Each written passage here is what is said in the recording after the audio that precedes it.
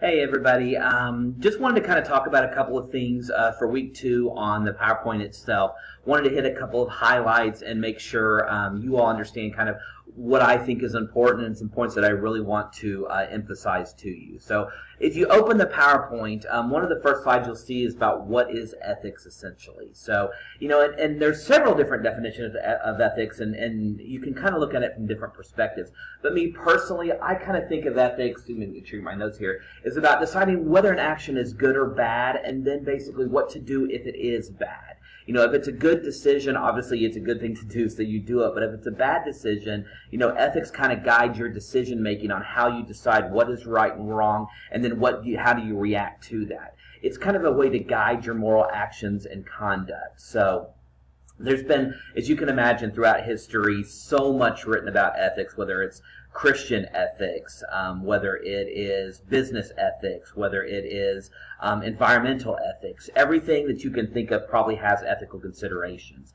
A real famous 18th century German philosopher by the name of Immanuel Kant came up with what is called the categorical imperative, and I'm going to go ahead and read to you exactly what he said. It's human beings have an innate sense of an absolute moral law.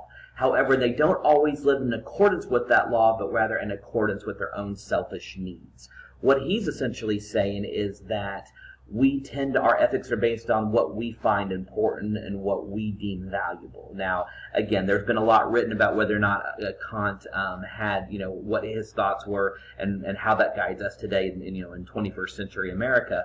But essentially, your own personal values kind of determine what your ethics are. So make sure you understand Immanuel Kant's categorical imperative. It's incredibly important. There's some information in week 2 about corporate social responsibility, what corporations are required to do, what they should be doing, what they're required to give back to the community and to the environment. So make sure you pay attention to that information because, again, it's very relevant as we go further along. Finally, that's pretty much all from Chapter 2. From Chapter 3, you're going to learn a lot about diversity and inclusion. Diversity is kind of, what makes up a workplace. People from different races, different religions, different ages, sexes. So all those numbers together, that creates a diverse workforce. But inclusion is about taking all that diversity and putting it together and making it work. And how do we respect each other's opinions despite our differences? How do we celebrate our similarities? And how do we all come together to get a job done? That's inclusion. So we talk about diversity a lot, but we don't talk enough about inclusion, which I think is incredibly important.